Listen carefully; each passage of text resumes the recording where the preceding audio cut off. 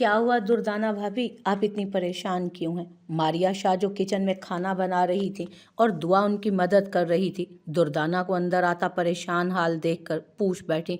उफ, क्या बताऊं भाभी, ये मोहल्ले वाले भी ना हर वक्त ही उल्टा सीधा बोलते रहते हैं। पास रखी चेयर पर बैठते उन्होंने दुख से कहा था।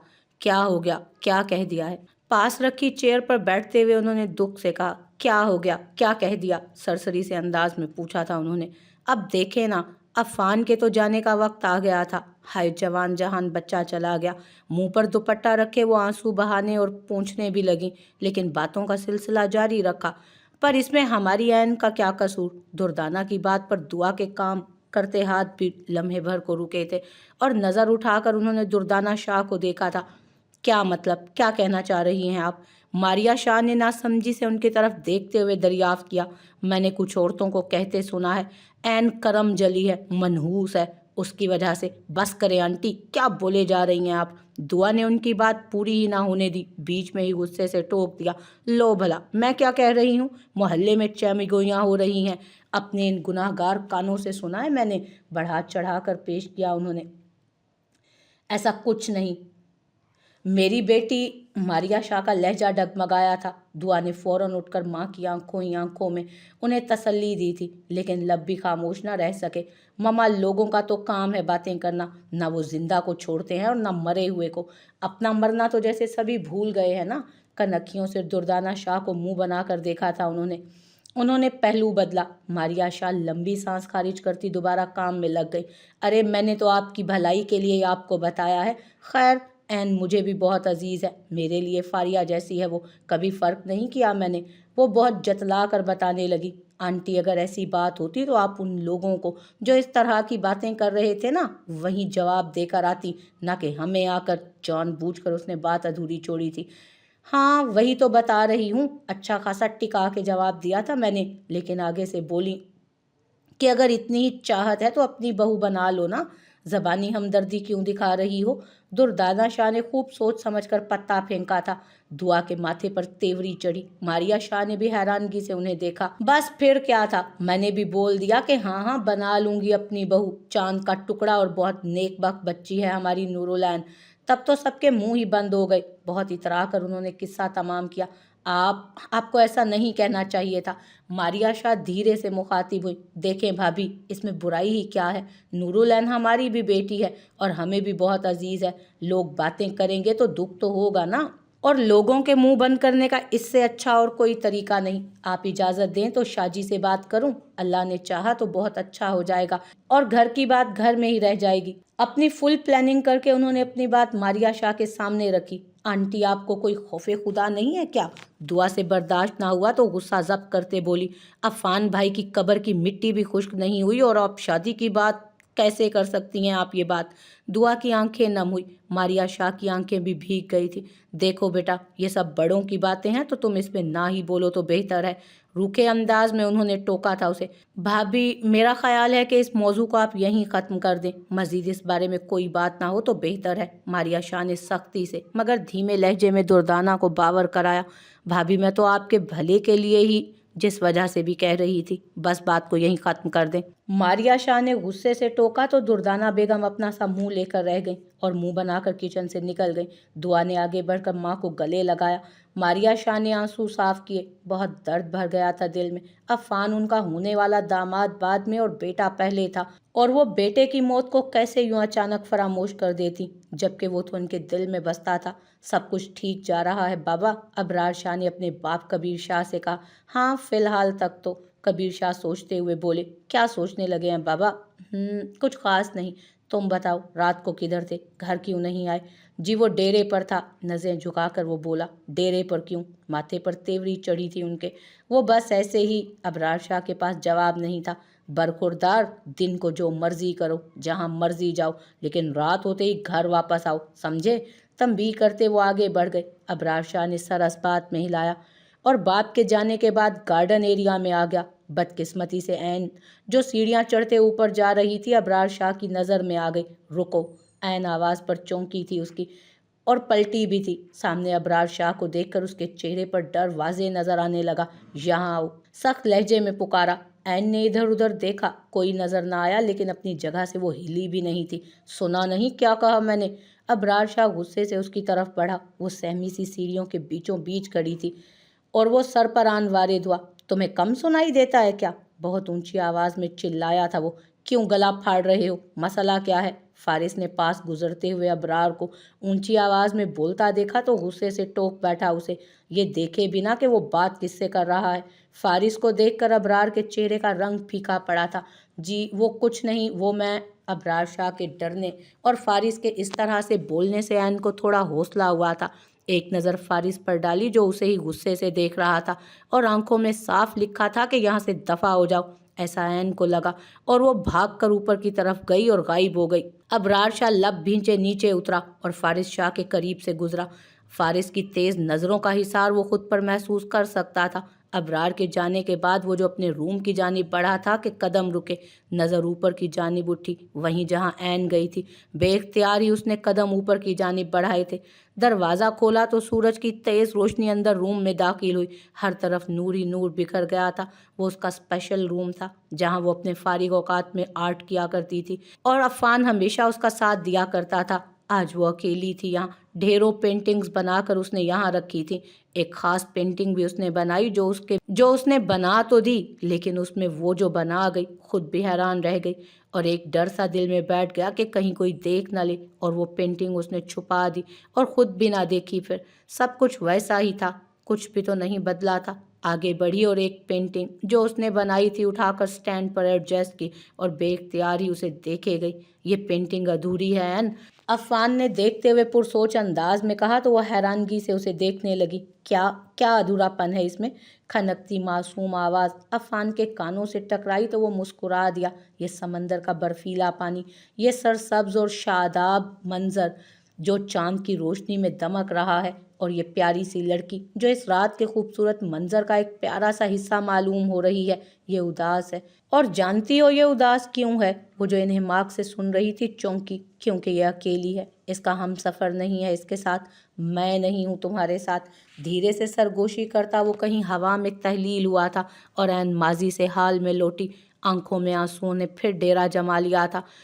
पेंटिंग उंगलियों की पोरों से छूते उसके लब सिसक उठे। ये तस्वीर कहाँ अधूरी है फान, इसमें आप हो ना, ये चांद आप ही तो हो, वो जो हमसे बहुत दूर चले गए कि जहाँ हम पहुँच ही नहीं सकते। हाँ वाकई इसमें अधूरापन रह गया है। कहते कहते वो रोते बैठती चली गई नीचे। बेबसी हद से सिवा थी। एक झटके से बाजू से खींचकर किसी ने उसे मुकाबिल खड़ा किया। ऐन उस अचानक उफ्ताद पर वो बौखला गई थी और सामने ही नज़र बिपरे शेर पर पड़ी जिसकी सब्ज माइल आंखों में सुर्खी उतरी हुई थी। रोती हुई आंखें उन अंगारा आंखों से टकराईं जिनमें नफरत और बेइंतहा गुस्सा भरा हुआ था। फारिस ने उसे खींचकर जनूनी अंदाज में खुद से लगाया तो वो तड़प कर ही रह गई। दिल की धड़कन अचानक बढ़ गई। कितना प्यार करती हो मुझसे? हाँ, जनूनी अंदाज में कहता उसने उसके गाल पर हाथ फेरा। ऐन तड़प ही तो गई थी उससे। लब भींचे आंसू रोके वो हिचकियों से रोए जा रही थी। अपनी मोहब्बत को पाना चाहती हो ना तुम, लेकिन पहले इस मोहब्बत का इजहार तो करो, मैं भी तो देखूं मोहब्बत की दीवानगी तुम्हारी। फारिस ने उसके नाजुक वजूद को खुद मजीद करीब करते हुए, अपने गुस्से की शिद्दत को जब्त करते हुए सख्त लहजे में कहा। अपनी उंगलियां उसकी नाजुक कमर में सख्ती से पैवस्त की और इतना करीब किया कि नाक के साथ नाक रब की। ऐन ने आंखें सख्ती से मींच ली। उसका पूरा वजूद जलजलों की जद में था। वो फारिस के सहारे ही खड़ी थी। अगर वो उसे छोड़ता तो वो ज़मी बोस हो जाती। क्या हुआ, इतना ड्रामा क्यों कर रही हो? अब तुम्हारी ख्वाहिश ही तो पूरी कर रहा हूँ स्वीट हार्ट। अब की बार फारिस ने मीठे अल्फाज में सख्त तंज किया था। ऐन की आंखें झट से खुली और हैरानगी से फारिस को देखा कि वो क्या कह रहा है, और उसके गुस्से से बिफरे चेहरे की तरफ देखा। और वो एक लम्हा जिसमें ऐन ने फारिस पे हैरानगी से नजरें जमाई वो उस लम्हे में कैद हुआ। वो एक लम्हा उसे तस्कीर कर गया। वो एक लम्हा उसके लिए जानलेवा साबित हुआ और वो होशो हवास से बेगाना हो गया।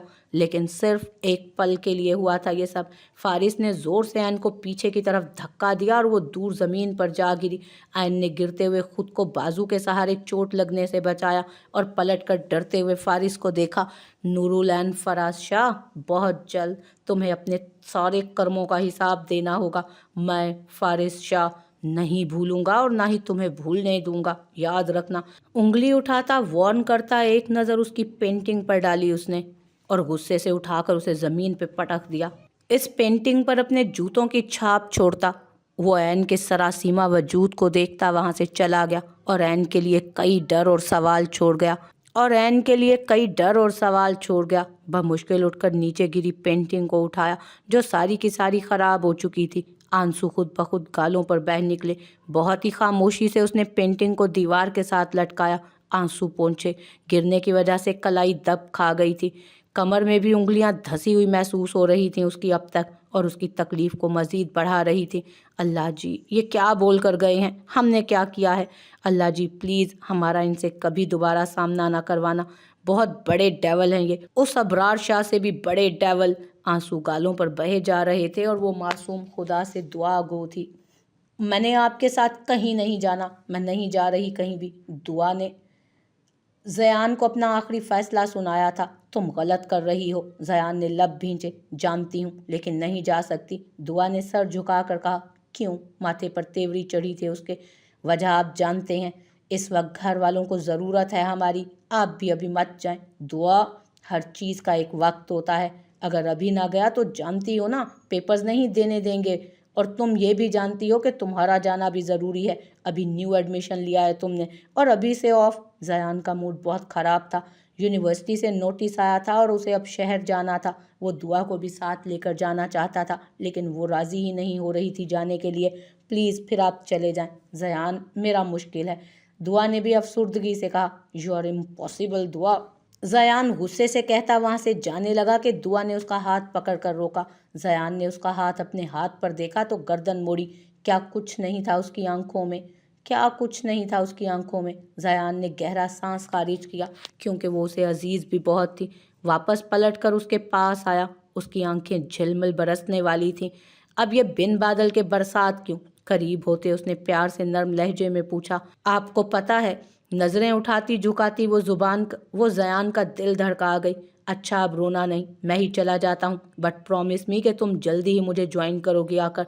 ज़यान ने मुस्कुरा कर कहा तो वो पुरसकून होती मुस्कुराई। आज कितने दिनों बाद वो दोनों मुस्कुराए थे।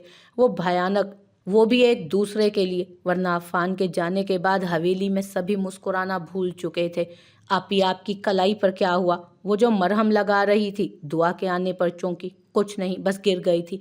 नजरें चुराते उसने कहा। ओहो, देख के चलना चाहिए था ना। लाए मैं लगा दूं। दुआ ने कहते ही खुद ही ट्यूब पकड़कर उसके हाथ पर लगाना शुरू कर दी।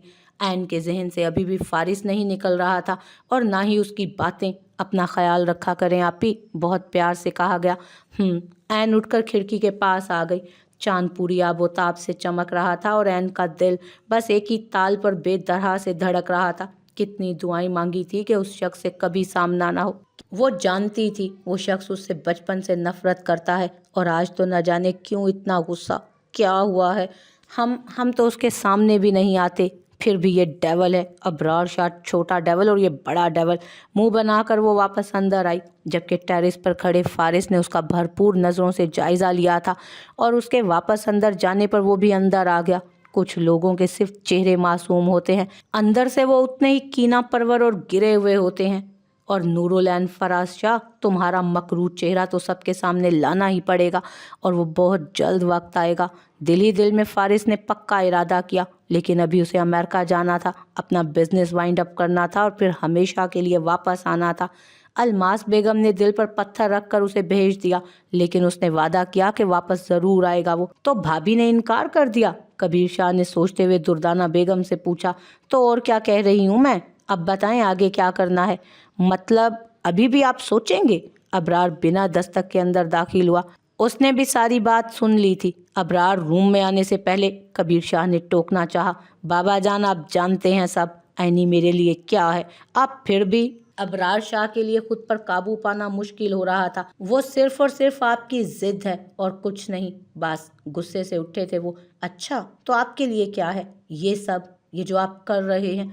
अबरार ने भी तीखे अंदाज में पूछा। वो सब चीज़ों से कॉम्प्रोमाइज़ कर सकता था सिवाय नूरुलैन के। तुम मेरे बेटे होकर मुझे ये सब कुछ कह रहे हो? कबीर शाह गुस्से से आगे बढ़े। अल्लाह की पनाह, आप दोनों बाप बेटा क्यों लड़ने लगे अब? बजाय हल निकालने के आपस में उलझ रहे हैं। मैं करता हूँ कुछ, लेकिन अपने बेटे को समझा लो कि खुद पर कंट्रोल करे, वरना सबकी एक कढ़ाई पर पानी फेर देगा ये। गुस्सा जब्त करते हुए वो कमरे से बाहर निकल गए।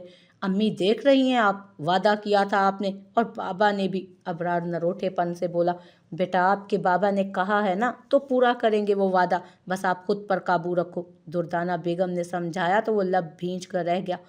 कैसे दिन गुजरे पता ही ना चला। आज अफान की दुआ हुई थी और गरीबों में खाना तकसीम किया गया।